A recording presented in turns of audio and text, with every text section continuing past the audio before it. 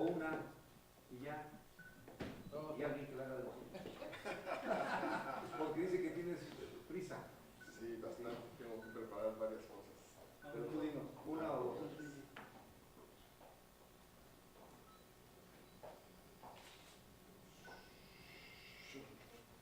Depende del tiempo que se hagan disponibles. Estamos listos.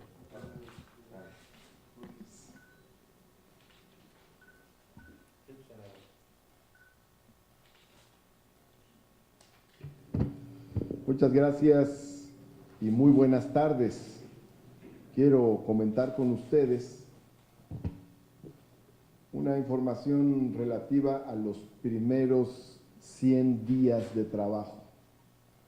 Hoy se cumplen los primeros 100 días de esta legislatura y quiero comentar algunos resultados.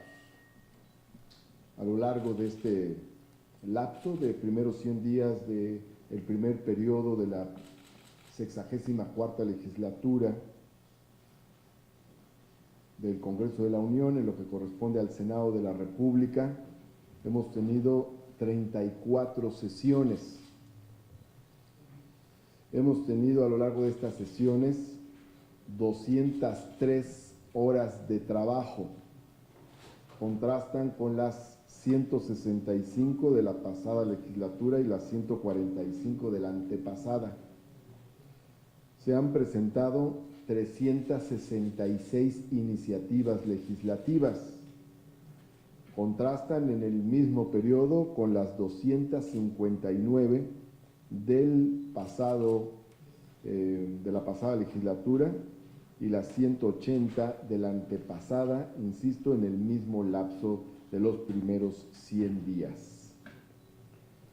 Por lo tanto, esta legislatura ha tenido una cifra récord en la presentación de iniciativas y también en las horas laboradas. Se han aprobado 45 decretos diversos, ellos relativos a reformas constitucionales, nuevas leyes, reformas a ordenamientos ya existentes, instrumentos internacionales, nombramientos, entre otros temas. Se han aprobado también 100 puntos de acuerdo y se han aprobado 488 nombramientos de magistrados electorales, magistrado agrario, secretarios de Estado, grados militares y grados navales. De igual manera, se han emitido 72 acuerdos de la Junta de Coordinación Política, 24 acuerdos de la mesa directiva. También, entre los temas más relevantes, destaco el acuerdo para el programa de austeridad del Senado de la República, la aprobación del convenio 98 de la Organización Internacional del Trabajo en materia de libre sindicalización y negociación colectiva de las condiciones de trabajo, la aprobación de la Ley Orgánica de la Fiscalía General de la República, la aprobación de la Ley del Instituto Nacional de Pueblos Indígenas, en la que, por cierto, se reconoce a los pueblos indios como sujetos de derecho y como entes públicos que pueden manejar recursos públicos. También se aprobó la reforma constitucional en materia de extinción de dominio, que permite usar esta figura para que la nación recupere bienes producto de la corrupción.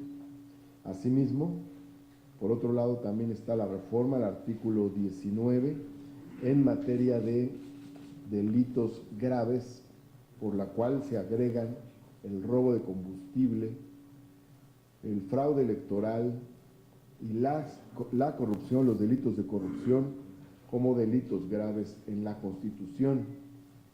También están las reformas a las leyes del IMSS y del ISSSTE en materia de seguridad social en relación a los derechos de las parejas del mismo sexo, También, por otro lado, están las reformas a la Ley Orgánica de la Administración Pública para establecer la Secretaría de Bienestar Social, la Secretaría de Seguridad Pública, entre otras modificaciones. Considero que estas son algunas de las más relevantes decisiones del Senado durante este lapso. De igual manera, me parece muy relevante, por la forma y por el fondo, la publicación de la Ley Federal de Remuneraciones de los Servidores Públicos, independientemente de la discusión que ésta tendrá en la Suprema Corte de Justicia de la Nación. Es un ordenamiento relevante en virtud de que establece un mecanismo para hacer realidad lo que señala el artículo 127 de la Constitución, de que nadie puede ganar más que el presidente de la República en el ámbito público. Por lo tanto, ha sido una decisión muy fuerte que ha sacudido positivamente el mundo del servicio público. También por la forma fue relevante, porque se utilizó el mecanismo que establece el artículo 72 de la Constitución para evitar el veto de bolsillo, es decir, para que no se deje una ley aprobada por el Congreso sin publicación. No la publicó el presidente de la República, pero la publicó el presidente de la Cámara de origen, el presidente del Senado en este caso. Por lo tanto, este ha sido uno de los temas más relevantes durante este periodo.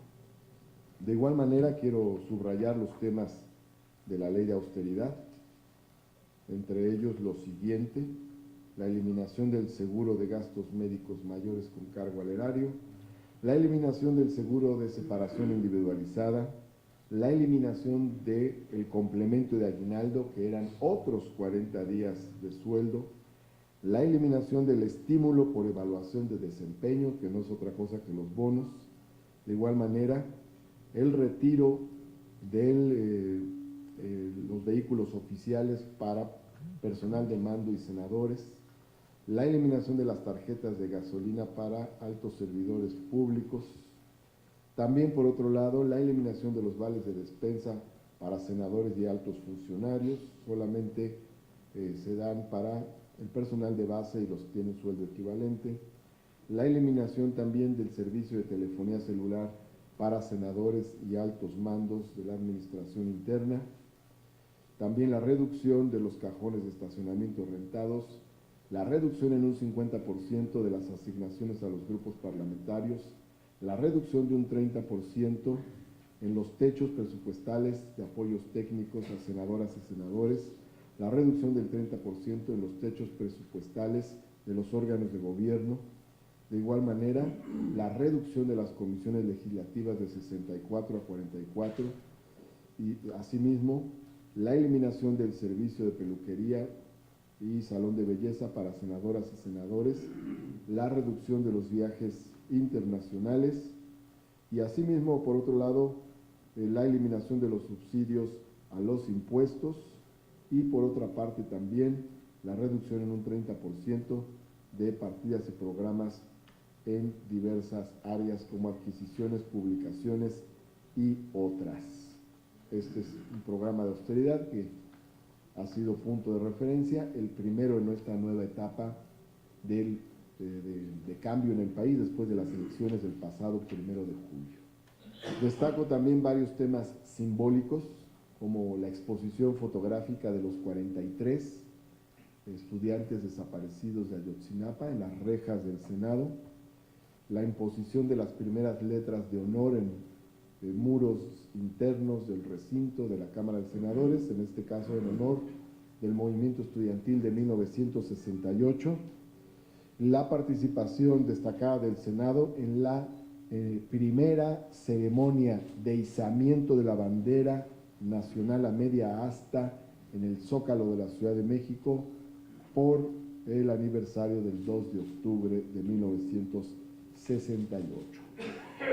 Señalo asimismo, por otro lado, que se ha impreso una dinámica de parlamento abierto entre las reuniones en las que ha participado el presidente de la mesa directiva y la mesa directiva con diversos sectores de la sociedad.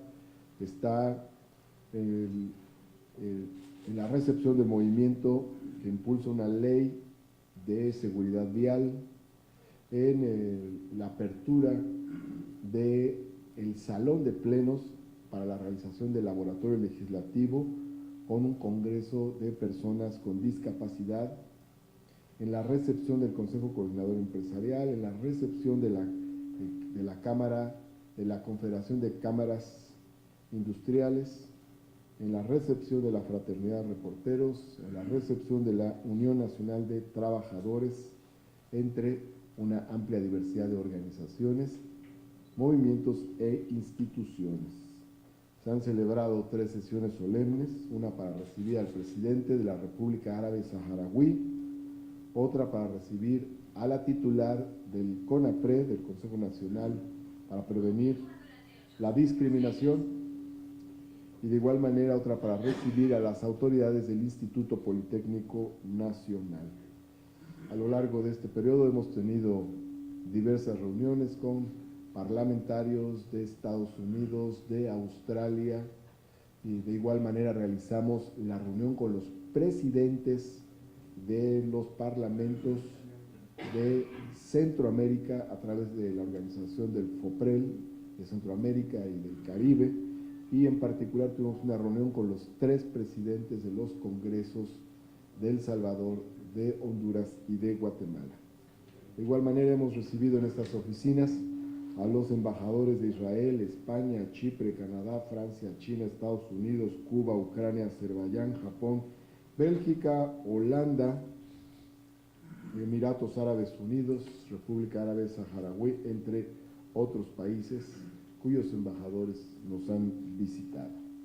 Considero que hemos tenido 100 días esencialmente productivos, y en términos cualitativos creo que hay un cambio fundamental que destacar. Esta es la primera legislatura, después de 36 años, que no aprueba reformas privatizadoras, neoliberales, de ajuste social que generan más desigualdades. Es la primera vez que se aprueban numerosas reformas, pero ninguna de ellas significa un golpe a los trabajadores o al pueblo en general. Esta es la primera legislatura que aprueba reformas para disminuir los privilegios de los de arriba. Entonces, destaco este como el punto esencial que hace la diferencia de esta 64ª legislatura. 2 preguntas. ¿Quieren Buenas hacer tardes. 2 preguntas? A ver, Yo- y entonces, para que Sí. no haya bronca, no creas que yo soy una él y otra. A ver, Ok. sale. Buenas tardes. Eduardo Ortega del Financiero.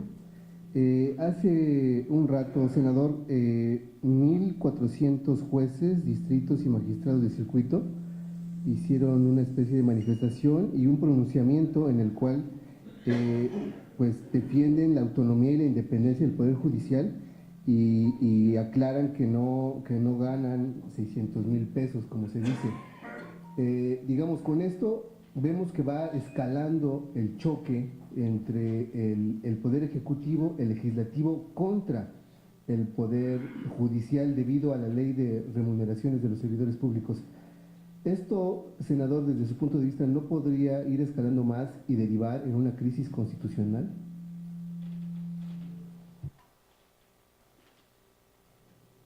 Para empezar, nuestro respeto al ejercicio de la libre manifestación, reunión, expresión. Bienvenidos, están en su derecho de expresarse todos los sectores de la sociedad, en primer lugar. En segundo lugar, la autonomía es básicamente un ejercicio de toma de decisiones. Eso quiere decir que en los temas de carácter jurisdiccional, solo ellos pueden tomar decisiones. Esa es la autonomía del Poder Judicial. Así de que esta simplemente se ejerce y no se vulnera por ninguna otra toma de decisiones. El Congreso de la Unión no toma decisiones que tienen que ver con las decisiones de los jueces. Entonces, No hay ninguna afectación a la autonomía en ningún sentido. En tercer lugar, si no ganan los 600,000 pesos que se dice, si ganan mucho menos, entonces ¿cuál es la preocupación de que exista la ley federal de remuneraciones de los servidores públicos? Si hay un tope máximo que es el salario del presidente de la República. Entonces, yo diría eso al respecto. Por lo demás, creo que van a seguir las reformas y modificaciones que haga el Congreso en materia de honestidad, combate a la corrupción y austeridad. Incluso el titular del Ejecutivo Federal ha hablado de enviar al Congreso de la Unión una ley general de austeridad. Vamos a estar al pendiente de ese tema. Puede haber más decisiones que se tomen al respecto.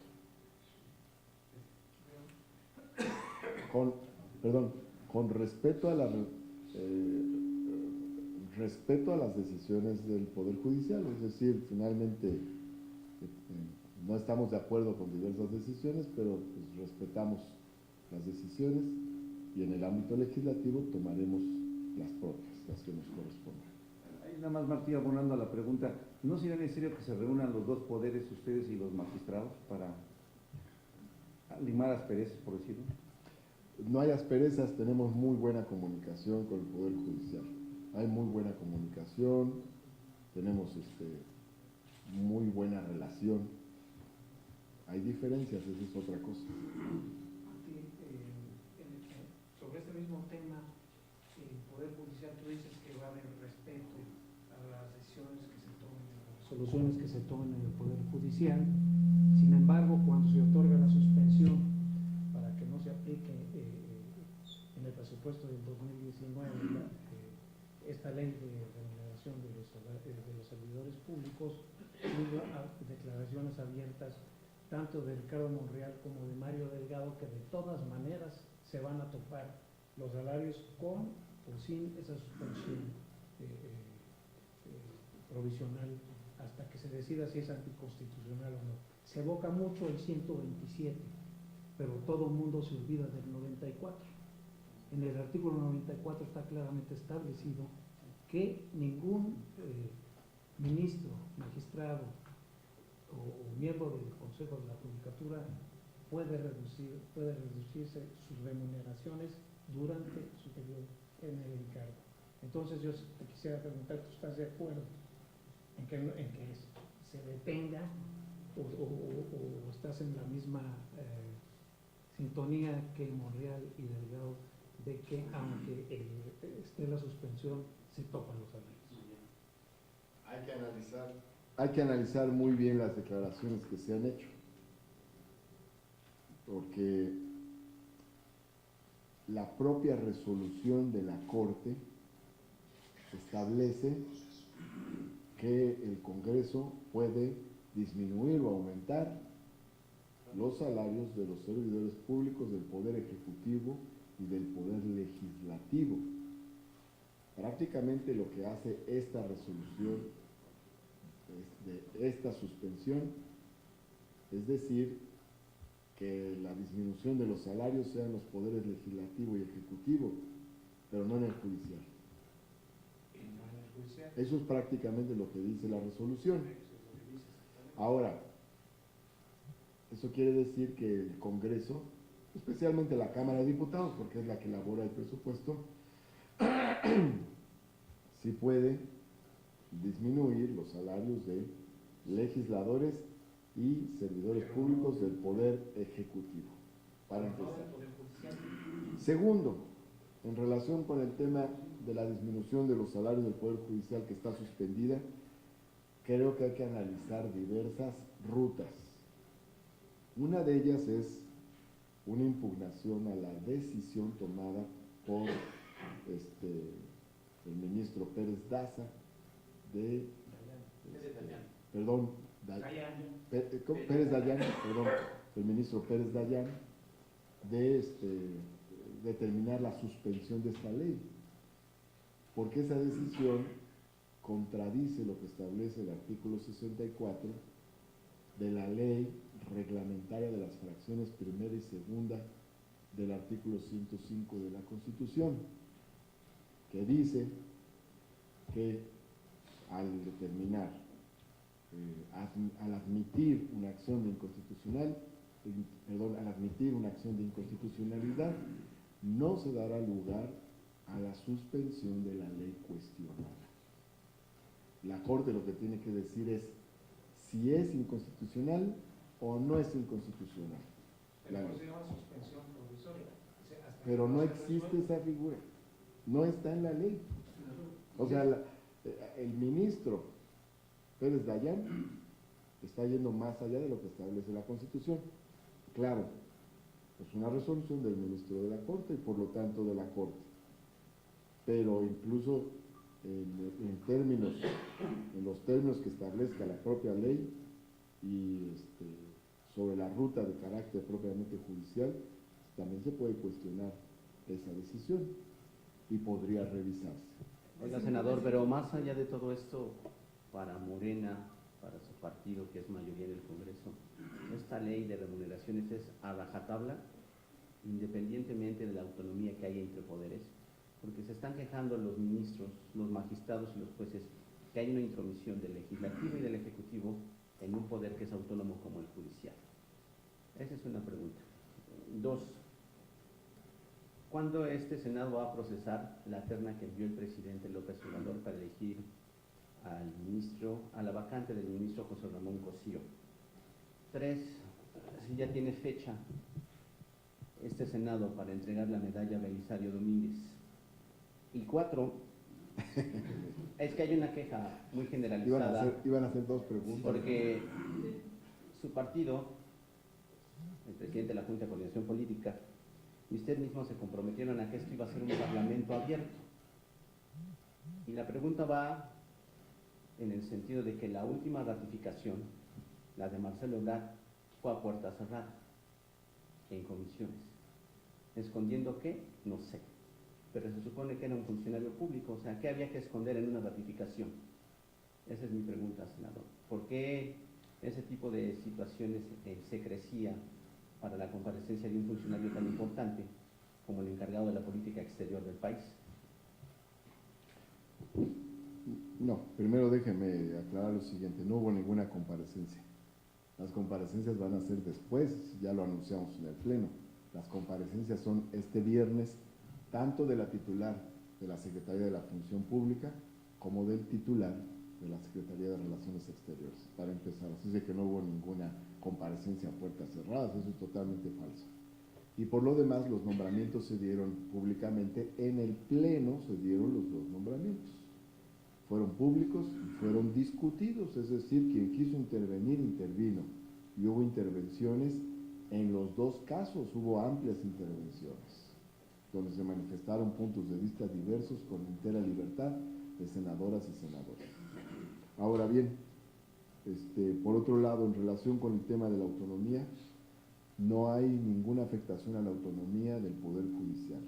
El Poder Judicial tiene las materias que le atribuye la Constitución para su toma de decisiones. Y estas no están afectadas en lo absoluto. Pero también la Constitución establece en el artículo 127 que hay un salario máximo que es el que ostenta el presidente de la República y que ningún servidor público de ningún ámbito puede ganar más que él. Y no distingue poderes ni espacios públicos.